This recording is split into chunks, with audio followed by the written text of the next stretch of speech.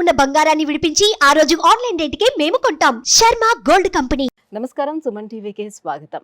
ప్రస్తుతం మనతో పాటు ఉన్నారు శ్రీచక్రపీఠ వ్యవస్థాపకులు, జ్యోతిష్య పండితులు, మనందరికీ సుపరిచితులైనటువంటి డాక్టర్ ప్రదీప్ జోషి గారు మనతో పాటు ఉన్నారు. గురుగారు నమస్కారం అండి. శ్రీమాత్రే. గురుగారు, నిధి నిక్షేపాలకు ఉన్న చోట ఎక్కువగా మనకి పాములు కనిపిస్తూ ఉంటాయి కదా. నాగబంధనం అనే ఒక వర్డ్ కూడా మనకి వినిపిస్తూ ఉంటుంది. ప్రత్యేకించి ఈ నాగబంధనం అంటే ఏంటి, ఎందుకు అలా నిధి నిక్షేపాలు ఉన్న చోటే పాములు కనిపిస్తాయి, ఏంటి రెండింటికి ఉన్నటువంటి సంబంధం? శ్రీ గురుభ్యో నమః. శ్రీమాత్రే నమః. మొదలు మనం ఈ టాపిక్ డిస్కస్ చేసే ముందు కొన్ని క్వశ్చన్స్కి మనకు ఆన్సర్ వెతుక్కోవాలి.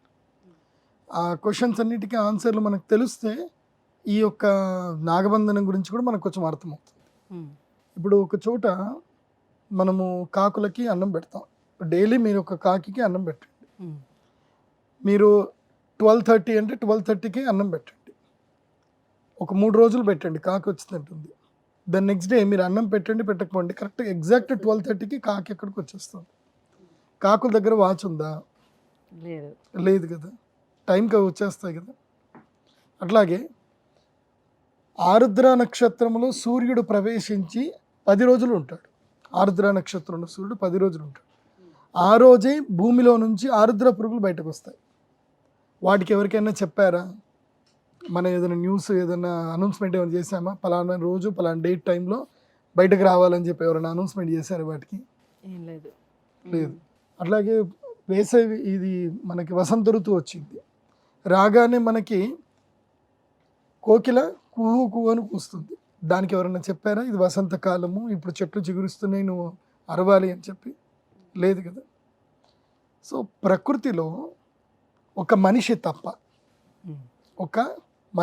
మనుషులం తప్ప మిగతా సమస్తమైనటువంటి జీవజంతువు జాలం మొత్తము కూడా ప్రకృతి ఆధీనంలో ఉంది.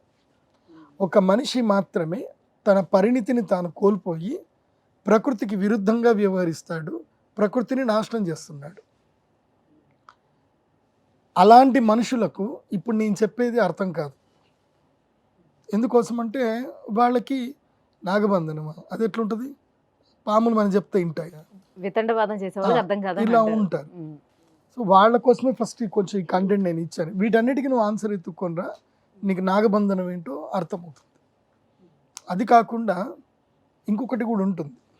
మనం ఇదొక్కటి బాగా అర్థం చేసుకోవాలి మన జీవితంలో. తిర్యగమనములు అని అంటారు వీటిని, జంతువులన్నీ. ఇవన్నీ కూడా ఇలా ట్రావెల్ చేస్తాయి. జంతువులన్నీ కూడా ఏంటి, తల ఇలా, హెడ్, మనుషులు ఎలా ఉంటాం మనం ఇలా స్ట్రైట్గా నడుస్తాం. కానీ ఇవన్నీ కూడా ఏంటంటే తిర్యగమనములు. సో ఈ తిర్యగమనములు ఏవైతే ఉన్నాయో ఇవన్నీ కూడా ప్రకృతి ఆధీనంలో ఉంటాయి. ఏదైతే కనుక తిర్యగమనము కాకుండా ఈ వెన్నుపూస అనేటువంటిది నిటారుగా ఎవరికైతే ఉంటుందో వాళ్ళకి స్వతంత్ర చిత్తం అనేది వస్తుంది.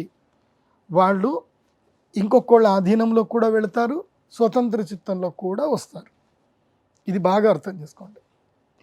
ఇది మనకు అర్థం అవ్వాలంటే ఫస్ట్ మనం ఏంటంటే కొన్ని జంతువులకు సంబంధించిన కొన్ని విషయాలు కూడా మనం, కొన్ని వాస్తవాలు తెలుసుకోవాలి. ఏమిటంటే ఇప్పుడు మీరు బ్యాంకాక్కి పోయినా, సింగపూర్ పోయినా, అక్కడ డాల్ఫిన్ షోస్ ఉంటాయి. డాల్ఫిన్ షోస్లో ఆ డాల్ఫిన్స్ చెప్పినట్టు వింటాయి. ఎందుకు వింటాయి? ట్రైన్ చేస్తారు.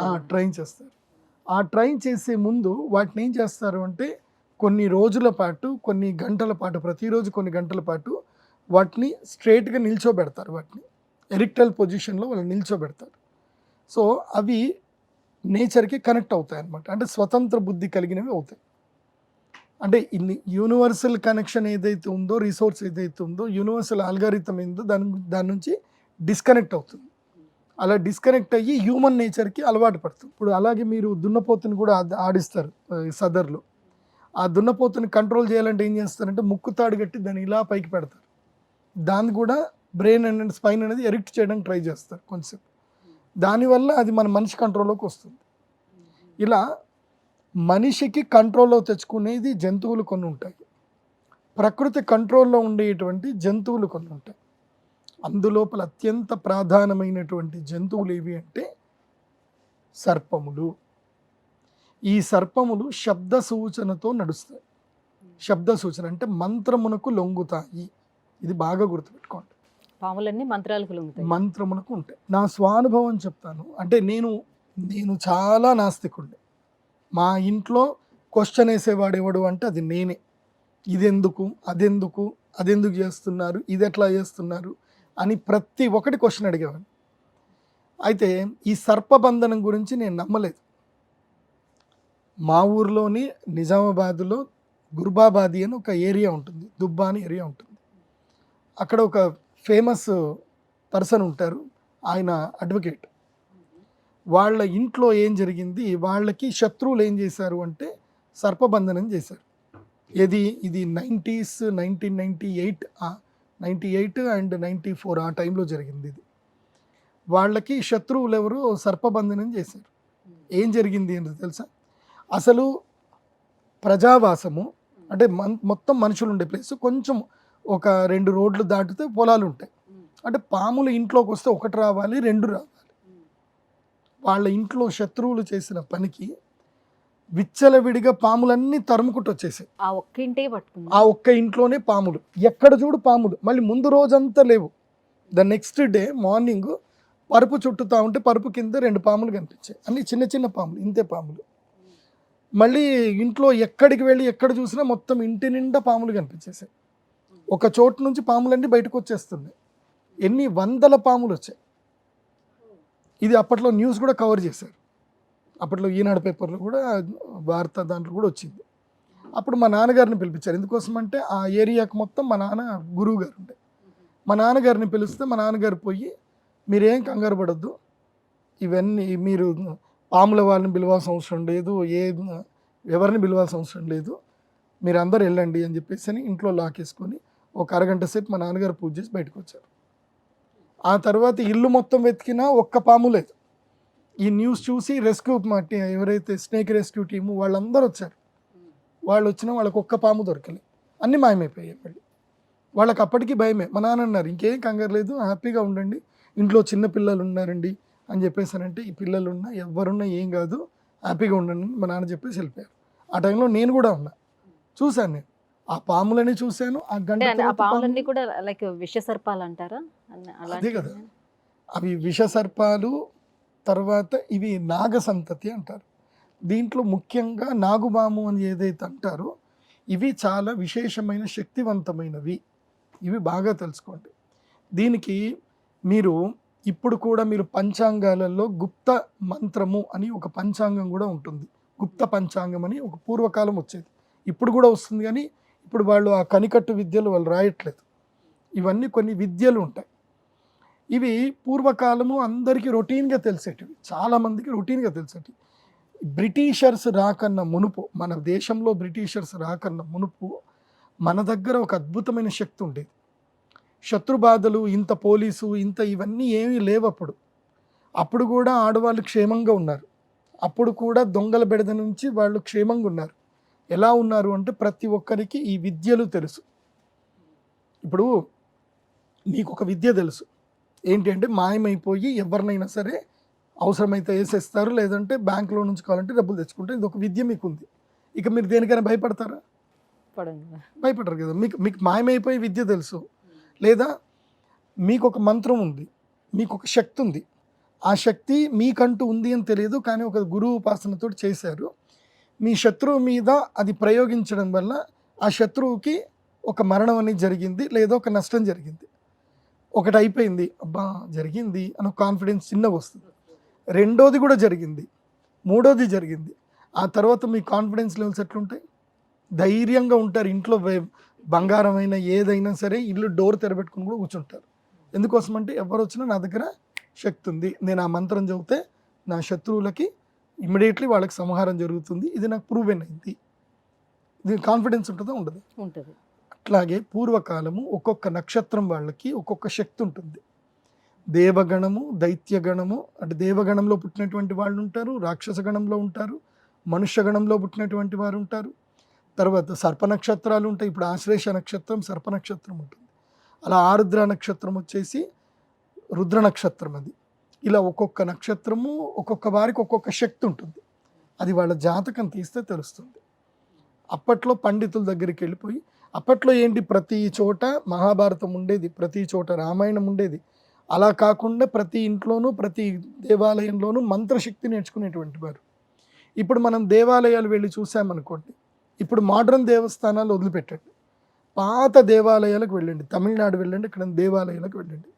అక్కడ మీకు మనకి అర్థము కావు అలాంటి విగ్రహాలు ఉంటాయి, మనకి అర్థం కావు అలాంటి శిల్పకళా నైపుణ్యత ఉంటుంది. అవి అర్థం చేసుకునేంత తెలివితేటలు మనకు లేవు.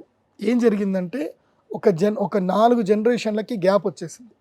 ఇప్పుడు మీ ఇంట్లో సత్యనారాయణ స్వామి వ్రతం చేస్తున్నారు, మీ అమ్మగారు చేశారు, సో మీరు చిన్నప్పటి నుంచి చూస్తారు కాబట్టి మీరు ఇమీడియట్లీ మీ సత్యనారాయణ వ్రతం ఈజీగా చేసుకోగలుగుతారు. మీరు చేయలేదు, మీ కొడుకు చేయలేదు, మీ మనవడు చేయలేదు, మీ మునివన్నవాడికి సత్యనారాయణ వ్రతం అంటే వాట్ ఈస్ సత్య అని అంటాడు వాడు, అడిగేం తెలియదు ఇంకా. ఎందుకోసం అంటే మీరు తరతరాలకు చేసి వస్తే అది కంటిన్యూటీ ఉంటుంది. ఈ బ్రిటిషర్స్ కాలం వచ్చిన తర్వాత ఏం జరిగిందంటే ఎడ్యుకేషన్ సిస్టమ్ని మొత్తం స్పాయిల్ చేశారు. స్పాయిల్ చేసి ఏం చేశారు, టోటల్ అప్పుడు లేడీస్కి ఎడ్యుకేషన్ చాలా వచ్చేది. అప్పుడు స్కూళ్ళు ఎక్కడ ఉండేటివి తెలుసా, మన దేవాలయాలే మన స్కూళ్ళు. మన దేవాలయంలో ఎప్పుడు కూడా లైవ్లీవుడ్ శిల్పాలు చెక్కినవి రెడీ ఉండేటివి. ఇవాళ వెళ్ళి ఆ శిల్పం గురించి లెసన్ నేర్పించేసేవాడు. అప్పటిదాకా వాడికి అది బొమ్మలా కనిపించేది, ఆ తర్వాత అదొక విజ్ఞానం లెక్క కనిపించేది. ఆ తర్వాత నెక్స్ట్ ఇంకొక బొమ్మను చూపించి లెసన్ నేర్పించేవాడు. ఇలా ప్రతి విజ్ఞానం, మానవ జీవితంలో ఉండే ప్రతి విజ్ఞానము మనకి దేవాలయంలో నేర్పించారు. ఆ నేర్పించిన విద్యల్లో ఎన్నో విద్యలు ఉన్నాయి. మనిషిని వశీపరచుకోవచ్చు, జంతువులని వశీపరచుకోవచ్చు, గోవులను కానీ పిల్లులను కానీ, తర్వాత ఇంకా చాలా ఉంటాయి. అటువంటి మంత్రశక్తులు ఈ కాలంలో పనిచేస్తున్నాయా? ఎప్పటికైనా మంత్రం పనిచేస్తుంది, కాకపోతే నువ్వు సిద్ధి పొందే విధానం అనేది కావాలి. ఇప్పటికీ నా దగ్గర కొన్ని మంత్రాలు ఉన్నాయి, పనిచేస్తాయి మాకు కూడా. ఇప్పటికీ మా గురూజీ ఉన్నారు, ఇప్పుడు రాములు మహారాజ్ అని చెప్పి, మంగి రాములు మహారాజ్ అని చెప్పి మా ఊరు దగ్గర నిజామాబాద్ నుంచి నందిపేట వెళ్ళే రూట్లో ఆయన మహారాజు ఉంటారు. ఇప్పటికీ ఎంతో మంది కష్టం త్రేతాయుగంలో ఉన్న మాదిరిగా, ద్వాపర యుగంలో ఉన్న మాదిరిగా ఆ మంత్రశక్తి నెమ్మదిగా కలియుగానికి తగ్గుకుంటూ వచ్చింది. ఇప్పుడు అలాంటి మంత్రశక్తి అనేది పనిచేయట్లేదు అని. మంత్రశక్తికి ఎస్, ఆ కాలానుగుణంగా మంత్రశక్తి అనేటువంటిది మనుషులు సాధన చేయడం. అప్పటి ఆయుష్ వేరు, ఇప్పటి ఆయుష్ వేరు. అప్పటి మనుషులు లక్షల సంవత్సరాలు బతికారు, ద్వాపర యుగంలో 10,000 సంవత్సరాలు బతికారు. ఇప్పుడు మనిషికి ఎంత ఆయుష్ అంటే 100 ఏళ్ళే, 120 సంవత్సరాలు మనిషి ఆయుష్. సో ఈ ఆయుష్ పరిణామ క్రమంలో ఈ తిండి తినేందులో దీంట్లో ఇది ఉన్నది. మీకు తెలియదండి, మనకి తెలియనంత మాత్రాన ప్రపంచంలో అన్నీ కరెక్ట్ నడుస్తున్నాయని అనుకోవడం మూర్ఖత్వం. ప్రపంచంలో దేని లెక్క దానికే ఉంటుంది. మనకు తెలియనంత మాత్రాన ప్రపంచంలో విజ్ఞానం లేదు అనుకుంటే మూర్ఖత్వం. ఇప్పటికీ మీరు వెళితే ఇది తిరుమల తిరుపతి దేవస్థానంలో తుంబురు తీర్థం లాంటి కొన్ని కుమార తీర్థము, ఇంకా లోపల కొన్ని అద్భుతమైన తీర్థాలు ఉన్నాయి, మనుషులకు కనబడని తీర్థాలు ఉన్నాయి. తిరుమలలో కూడా ఇప్పటికీ కూడా ఒక గేట్వే కూడా ఉంది. ఇది దేవతలు వచ్చి వెళ్ళిపోవడానికి ఒక యూనివర్సల్ గేట్వే కూడా ఉంది. అది ఎవరికి తెలియదు, ఉంది అది. అక్కడ ఇప్పటికీ ఎంతోమంది ఋషులు మహర్షులు తపస్సు చేసుకుంటూ వృక్ష రూపంలో ఉన్నటువంటి వారు ఉన్నారు. నేను నా కళ్ళారా చూశాను, నేను అనుభవం కూడా పొందడం జరిగింది. సో ఇప్పుడు నాగబంధన విషయానికి వద్దాం. ఇది పార్ట్ 1 పార్ట్ 2 అనుకోండి. ఎందుకోసం అంటే నాగబంధనం అని ఇమీడియట్లీ చెప్పేసరికి మీకు అర్థమవుదు, మీరు సినిమాటిక్ వేలోకి వెళ్ళిపోతారు. సో నేను లైవ్గా జరిగిన నా అనుభవాలతోటి కూడా చెప్తున్నాను. ఈ నాగబంధనము అనేటువంటిది అద్భుతమైనటువంటి చర్య. ఇది ఒకప్పటి కాలంలో ప్రతి ఒక్కరికి తెలిసిన బేసిక్ విద్య అది. పాములని వశపరచుకోవడము, నాగమంత్రం చదువుకోవడం అనేది బేసిక్ విద్య. అప్పట్లో బ్రిటిషర్స్ కాలంలో కూడా పాము కుడితే ఫోన్లలో మంత్రం చెప్పించుకునేటువంటి వారు. మన కాకినాడ దగ్గరనే ఒక ఆయన ఉండేటువంటి వారట, పాము మంత్రం వేసి నిద్రపోకుండా ఉంటే అది విషం ఎక్కకుండా ఉండేవారని. అప్పట్లో బ్రిటిషర్స్ కూడా చాలా ఫేమస్ అయింది. సో అప్పట్లో సర్పమంత్రం అనేది చాలా బేసిక్. అది అమ్మవారి దయ వల్ల మేము కూడా నేర్చుకున్నాం. ఇప్పటికి కూడా మా అమ్మవారి దేవస్థానం దగ్గర నేను మంత్రం చదివేటప్పుడు మాకు సర్పం వస్తుంది, కనిపిస్తుంది, వెళ్ళిపోతుంది కూడా. ఇది జరుగుతుంది, మా శ్రీచక్రపీఠంలో జరుగుతుంది. అది నా ఒక్కడికి కనిపిస్తుంది, నేను దాన్ని ఎవరితోటి ప్రమోషన్ చెయ్యను, ఇప్పటికి కూడా చెప్పను. ఎందుకోసం అంటే కొన్ని విద్యలు ఉన్నాయి అని మీరు నమ్మండి, నేర్చుకుంటే మంచిదే. పూర్వకాలము ఈ సర్పబంధన విధానం ఏంటిది అని మీకు చెప్తాను. ఇది మీరు మళ్ళీ పార్ట్ 2లో కూడా చూడండి. సో ఇప్పుడు చెప్తాను యాక్చువల్లీ సర్పబంధనం అంటే ఏమిటి, అసలు ఈ విద్య ఎలా ఉంటుంది, ఎలా నేర్చుకోవాలి, ఎలా దీన్ని ప్రాసెస్లోకి అప్లై చేసేటువంటి వారు. మొట్టమొదటిగా సర్పమంత్రాలు కొన్ని ఉంటాయి. ఇవి మనకి సిద్ధ నాగార్జున తంత్రము, అదేవిధంగా వైకృతిక రహస్యము అనే దాంట్లో రుద్రయామల తంత్రములోనూ ఇవి కొన్ని మంత్రాలు గుప్తంగా ఉంటాయి. ఆ గుప్త మంత్రాలని నేర్చుకోవాలి. ఇవి నేర్చుకున్న తర్వాత దత్తాత్రేయ తంత్రంలో కూడా ఉంటాయి. ముఖ్యంగా ఈ సిద్ధ విద్యలకి, ఈ మంత్ర విద్యలన్నిటికీ దత్తాత్రేయ స్వామియే అందరికి కూడా చెప్పడం జరిగింది ఆయన. సో ఈ దత్తాత్రేయ, పార్వతీదేవి శివుణ్ణి అడిగినప్పుడు శివుడు ఇలా జరిగింది, ఈ మంత్రాలు ఉన్నాయి అని చెప్పి, అంటే పార్వతీదేవి అమ్మవారు సామాన్య మానవుల్లాగా ఈ మానవులకి ఇలాంటి కష్టాలు వస్తే ఏం చేయాలి అని చెప్పి శివుణ్ణి అడగడము, శివుడు ఈ విద్యలన్నిటిని కూడా చెప్పడం. దాన్ని విజ్ఞాన భైరవ తంత్రం అని కూడా అంటారు. విజ్ఞాన భైరవ తంత్రము చాలా సులభంగా ఉంటుంది. అది నేను వీలైతే ఒక 5 ఎపిసోడ్లు నేను మీతో కూర్చొని మీకు చెప్తాను ఏ ఏ సమస్యకి ఏమేమి సొల్యూషన్ చెప్పారు. విజ్ఞాన భైరవ తంత్రం ఉంటుంది, చాలా బాగుంటుంది. ఇప్పుడు జగ్గి వాసుదేవన్ గారు చెప్పేది కూడా విజ్ఞాన భైరవ తంత్రమే. అక్కడ ఇన్నర్ ఇంజనీరింగ్ అని చెప్తారు కదా, వాళ్ళు చెప్పేది విజ్ఞాన భైరవ తంత్రమే. ఇలా కొన్ని గ్రంథాల్లో ఈ విద్యలు ఉంటాయి. ఈ విద్యలు నేర్చుకునేటువంటి వారు మొదలు కవచం నేర్చుకోవాలి, అంటే విరుగుడు నేర్చుకోవాలి. మొదలే విరుగుడు నేర్పిస్తారు, అంటే వీటి వల్ల నష్టం జరగకూడదు అనే దానికి కవచం నేర్పిస్తారు. ఆ కవచము నేర్చుకునేటప్పుడు కుండలిని విద్య నేర్చుకోవాలి. కుండలిని విద్య వల్ల మనకి ఈ షట్చక్రాలు మనం ఉత్థానం చేసుకోవాలి. సప్తచక్రోత్థానం అందరికీ జరగదు. షట్చక్రాల వరకు, అంటే ఆజ్ఞా చక్రం వరకు మనిషి రీచ్ అవ్వగలుగుతాడు. కానీ అత్యంత గొప్ప స్థాయికి వచ్చినప్పుడు మనకి సప్తచక్రాలు వస్తాయి. అది కుండలిని విద్య, అది నేను తర్వాత చెప్తాను. ఒక్కొక్క చక్రం యొక్క వైశిష్ట్యత ఏంది అనేది దానికి చాలా గంటలు మాట్లాడుకోవచ్చు. అది కూడా విజ్ఞాన భైరవ తంత్రంలోనే ఉంటుంది. మనిషి తన యొక్క చక్రాలని తాను ఆధీనంలో చేసుకున్నప్పుడు మనిషికి కొంచెము అవేర్నెస్ అనేది వస్తుంది. అవేర్నెస్ వచ్చినప్పుడు అతని యొక్క ఆరా అనేటువంటిది డెవలప్ అవుతుంది. అప్పుడు అతనికి ఏ విద్య తెలుస్తుంది అంటే జంతువుల యొక్క యాటిట్యూడ్ని అర్థం చేసుకునే శక్తి అతనికి వస్తుంది. అందుకే పూర్వకాలము ఋషులు మహర్షుల యొక్క ఆశ్రమాల లోపల పులులు, తర్వాత చిరుతపుళ్ళు, తర్వాత లేళ్ళు, తర్వాత నెమళ్ళు, అన్ని వైర జాతువుల యొక్క జంతువులన్నీ ఒకే దగ్గర కలిసి ఉండేటివి. ఎందుకోసం అంటే ఆయన జంతువుల యొక్క ఆరాని మొత్తం ప్యూర్ చేసి పట్టుకునేవాడు అనమాట. అందుకోసమే అహింసా ప్రతిష్టాయాం తత్సన్నిధో వైరత్యాగ అని చెప్పి మనకి పతంజలి యోగ సూత్రంలో చెప్తున్నారు. ఇప్పుడు నేను ఏదైతే మాట్లాడుతున్నానో ఇదంతా కూడా మీరు ఒక థీసిస్ తయారు చేసి కూడా మీరు సబ్మిట్ చేయొచ్చు, ఇంక్లూడింగ్ నేను రిఫరెన్స్తో సహా చెప్తున్నాను మీకు. అహింసా ప్రతిష్టాయాం తత్సన్నిధౌ వైరత్యాగ.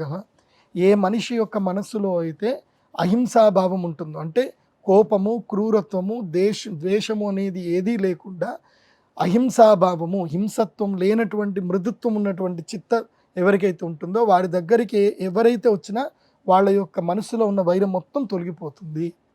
ఇది వాళ్ళకి ఉండేటువంటి లక్షణం.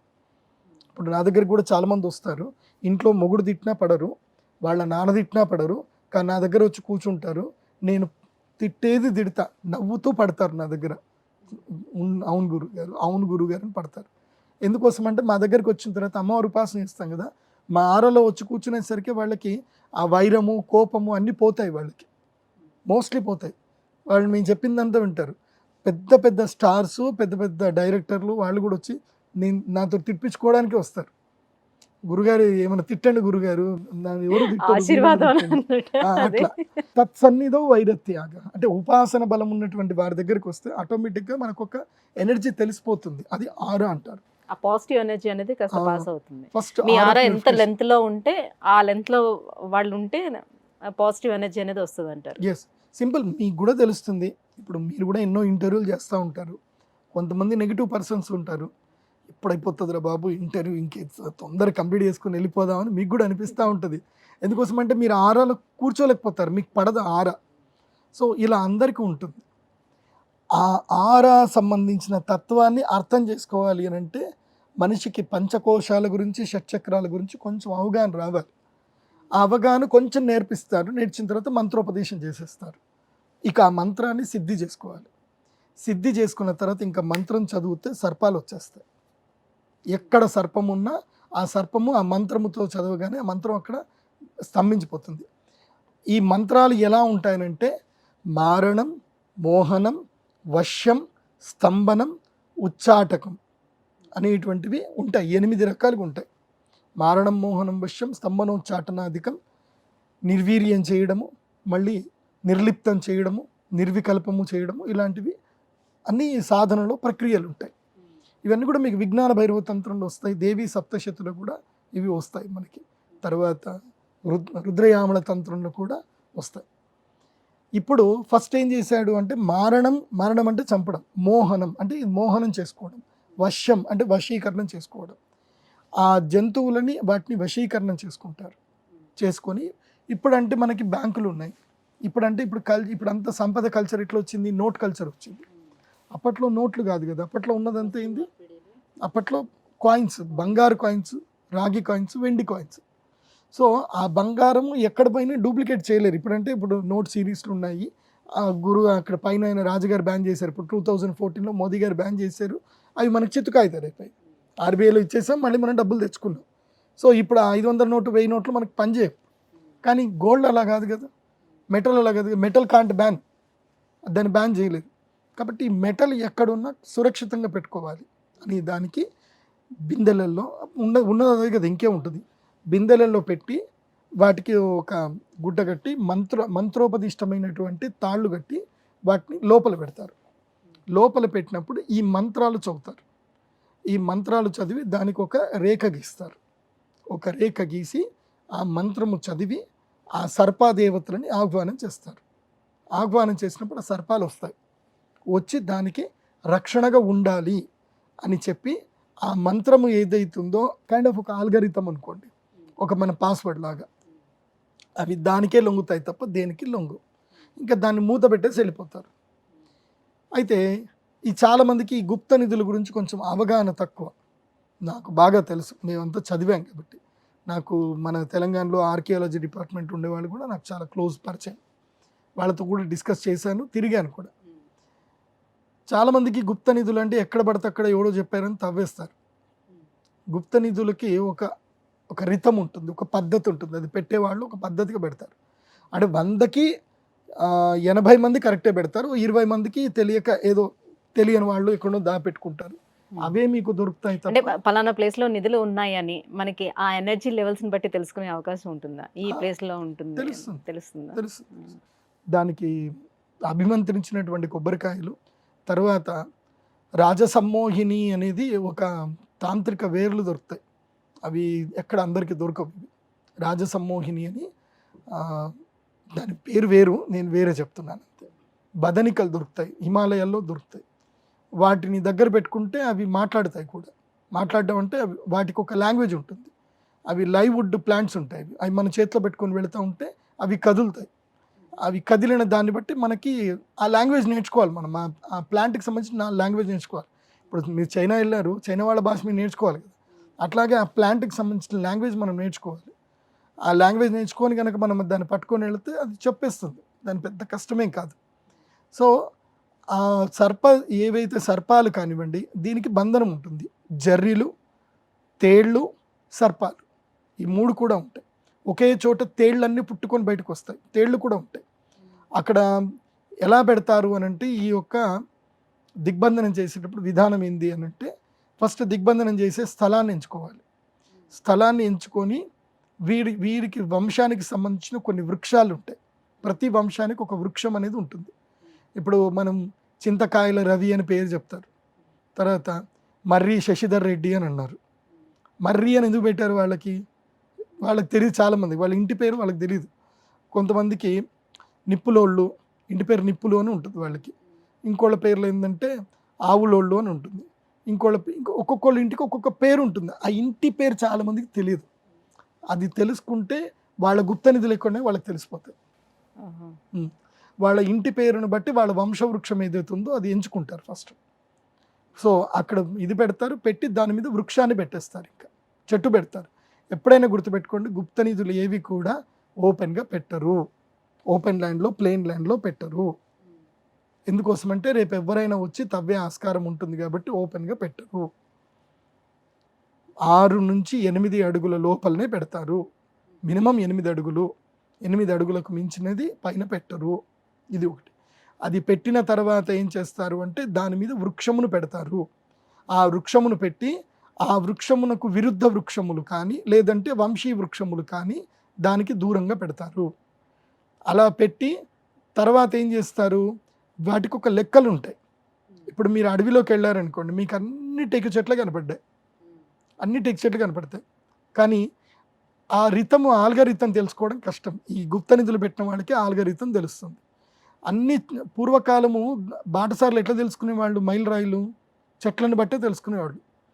ఇప్పుడు ఉదాహరణకి ఇప్పటికీ మణికొండకి వెళ్తే ఏమంటారు, మర్రి చెట్టు సర్కిల్, చింత చెట్టు సర్కిల్ అంటారు ఇప్పటికీ. సో అట్లాగే పూర్వకాలం కూడా పలానా చెట్టు మధ్య వృక్షం అక్కడ ఉంది, సాల వృక్షం ఉంది అని చెట్ల పేర్లతోటి వాళ్ళు గుర్తుపెట్టుకునేవాళ్ళు.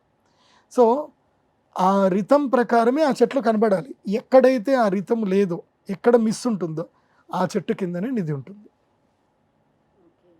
సో ఇలా నిధులు పెడతారు. ఆ నిధులు తీయడానికి వెళ్ళినప్పుడు ఎవరు ప్రయత్నం చేసినా సర్పాలు బయటకు వస్తాయి. దానికి నాగబంధనం వేసి ఉంటుంది. నాగబంధనం వేసి ఉంటుంది. నాగబంధనం లేకుండా మోస్ట్లీ నిధులు 80% పెట్టరు. 20% ఎవరో తెలియని వాళ్ళు, మామూలు వాళ్ళు బిందెల్లో పెట్టేసి ఎక్కడో దాచిపెట్టుకుంటారు భయపడికి. మళ్ళీ వచ్చి తెచ్చుకుందాం అనుకుంటారు, మర్చిపోతారు. వాళ్ళకి చాలామందికి లాటిట్యూడ్స్ తెలియవు కదా, ఇప్పుడు మనం ఎక్కడున్నామని చెప్పేసి. సో అవన్నీ ఉంటాయి. మీకు ఒక విద్య కూడా ఉంటుంది. అయితే అనంత పద్మనాభ స్వామి టెంపుల్లో ఇప్పటికీ ఒక డోర్ ఓపెన్ కావట్లేదు కదా, దాన్ని ఎవరు ప్రయత్నించినా కూడా చనిపోతూ వస్తున్నారు కదా. దానికి ఒకవేళ దానికి నాగబంధనం వేశారు అని చెప్తున్నారు. మరి దాన్ని తీయటానికి కూడా అవకాశం ఉంటుంది కదా, దానికి కూడా మంత్రం ఉంది కదా. నాగబంధనం అంటే పామే కాదు, నాగబంధనము అంటే మృత్యువు అని అర్థం, గుర్తుపెట్టుకోండి. మృత్యువు ఏ రూపంలో అయినా వస్తుంది. ఇప్పుడు ఈ రహస్యం బయట పెట్టినటువంటి వ్యక్తి ఎవరైతే ఉన్నాడో, గవర్నమెంట్కి ఒక లెటర్ రాశాడు ఒక వ్యక్తి, ఒక పూజారి లెటర్ రాశాడు. ఆయన ది నెక్స్ట్ డే చనిపోయాడు. ఎలా చనిపోయాడు? అది మృత్యువు. మృత్యువును కూడా మనం పంపించగలుగుతాం. పూర్వకాలంలో ఈ విద్య కూడా ఉండేది. ఏంటిది, ఎవరైనా దొంగతనం చేశారు, ఇంట్లో ఏదైనా వస్తువు పోయింది, వాళ్ళు ఆ ఇంట్లో వస్తువు లేనిపోతే ఎడమ కాలు మట్టి, కాళి ముద్రలు ఉంటాయి కదా, ఆ కాలి మట్టిని తీసి మంత్రం చదివి ఆ పాముకి వాసన చూపించేవాడు. పాము వచ్చి ఏది ఆ మట్టి దగ్గర ఉండేది, అది పాము వెళ్ళేదన్నమాట. అది ఎక్కడికి వెళితే అక్కడ దొంగ దొరికిపోయాడు. అది వెళ్ళేది, అది వెళ్ళి ఆ దొంగ దగ్గర ఉండేది. అలా సర్ప విద్యలు ఉన్నాయి. మీరు టెక్నాలజీ బాగున్నట్టుంది. అప్పటి టెక్నాలజీ, బికాస్ ప్రకృతితోటి మమైకమని ఉన్నారు కదా, ప్రకృతి పసిగడుతుంది. ఇప్పుడు ఉదాహరణకి మీరు ఎప్పుడో చిన్నప్పుడు ఒక చిన్న కుక్క పిల్లని పెంచుకున్నారు, దాన్ని వదిలేశారు. ఓ 10 ఏళ్ల తర్వాత మీరు ఆ కుక్కను చూడండి, అది ఎగురుకుంటూ మీ దగ్గరికి వస్తుంది. అది గుర్తుపడతాయి. చెప్తున్నా కదా, ఎరిక్టల్ ఎవరికైతే ఉంటుందో వాళ్ళు స్వతంత్ర చిత్తులు అవుతారు. వాళ్ళు సృష్టికి ప్రతి సృష్టి చేసే ప్రయత్నం చేస్తారు, కానీ ప్రకృతిని అర్థం చేసుకోరు. ప్రకృతిని అన్నిటిని కూడా కాపీ పేస్ట్ చేస్తారు, కమ్యూనికేట్ చేసుకుంటారు, విజ్ఞాన ప్రదర్శనలు చేస్తారు, విద్యావంతులు అవుతారు. కానీ విజ్ఞానవంతులు అవ్వరు, విద్యావంతులు అవుతారు. అంటే ఏదో వాళ్ళకు వాళ్ళు నేర్చుకున్న ఒక మాయలో ఇరుక్కుపోతారు. ఈ ప్రపంచంలో మాయలో ఉన్నది ఒక మనిషి మాత్రమే. మాయలో లేనిది ఎవరు అంటే ప్రకృతి. ప్రకృతి దాని ఆల్గారిథంలో, దాని ఫంక్షన్లో అది ఉంది. ప్రకృతిని డిస్టర్బ్ చేస్తే ఏం చేస్తుంది అనేది మొన్ననే మనకి దుబాయ్లో ఒక మంచి వార్నింగ్ ఇచ్చింది. వాళ్ళు మేము ఒక టెక్నాలజీ కనుక్కున్నాం, మేఘాలని కరిగిస్తాం అని అన్నారు. మీరెందుకు కరిగిరన్నా, మేము వచ్చి కరిగిస్తుందా అని చెప్పి సంవత్సరం అంతా కురవాల్సిన వర్షాన్ని ఒక్కరోజు కురిపించి ప్రకృతి తానేంటిదో చూపించిపోయింది. కోవిడ్ కూడా అంతే. మనం ఎంత ప్రకృతికి అహేతుకంగా ఉంటే అంత జరుగుతుంది. నేను ఎందుకు ఈ ప్రకృతిని ఎందుకు అంటున్నా అంటే, ఈ దిగ్బంధన విద్యలు ఉన్నాయి, ఇప్పటికీ చాలామంది చేస్తున్నారు, చేయొచ్చు కూడా, చేయొచ్చు. కాకపోతే అది మానవ హేతువుకి, అంటే మానవులకి మంచి జరగడానికి మాత్రమే, హితమునకు మాత్రమే ఉపయోగించాలి. మానవులకు కానీ ప్రకృతికి కానీ హితమయ్యేటట్టుగానే ఉపయోగించాలి. ప్రకృతికి అహితమైనటువంటి పనులు ఏవీ చేయకూడదు. ఇది సనాతన ధర్మంలో మొదలు నేర్పిస్తారు. నేర్పించినాకనే విద్యలు నేర్పిస్తారు. ఫస్ట్ ఎలా మెలగాలి, ఎలా బతకాలి నేర్పిస్తారు. నేర్పించిన తర్వాతనే విద్యలు చెప్తారు. అందుకోసమంటే స్వార్థం కోసం మిస్యూజ్ చేసుకోకూడదు. స్వార్థం కోసం ఎప్పుడైతే మిస్యూజ్ చేసుకున్నారో ప్రకృతి వాడిని కాటేస్తుంది, పక్క వెంటబడుతుంది. సో ఉన్నాయి, ఈ విద్యలు నేర్చుకోవచ్చు, అందరూ నేర్చుకోండి, సంతోషంగా ఉండండి. మీకు ఏ శత్రువు వచ్చినా సరే సర్పదేవతలకు వెళ్ళి దండం పెట్టుకోండి. ఎందుకోసం అంటే నేను కర్ణాటక, నాకు ఎన్నో లైవ్ ఎక్స్పీరియన్స్లు ఉన్నాయి. నేను కర్ణాటకలో ఉడిపిలో నేను చదువుకున్నాను, మణిపాల్ యూనివర్సిటీలో చదువుకున్నాను నేను. అక్కడ చదువుకున్న రోజులు నేను వెళ్ళి తిరిగాను. మీకు ఇది కోలా తెలుసా? కాంతారా సినిమా తెలుసా? కాంతారా సినిమాలో ఆ కోలా అనేది ఉంది కదా, దాని గురించి కూడా చెప్తాను, వెయిట్. సుమన్ టీవీలో మీ పర్సనల్ అండ్ బిజినెస్ ప్రమోషన్స్ కోసం కింది నెంబర్కి కాంటాక్ట్ చేయండి.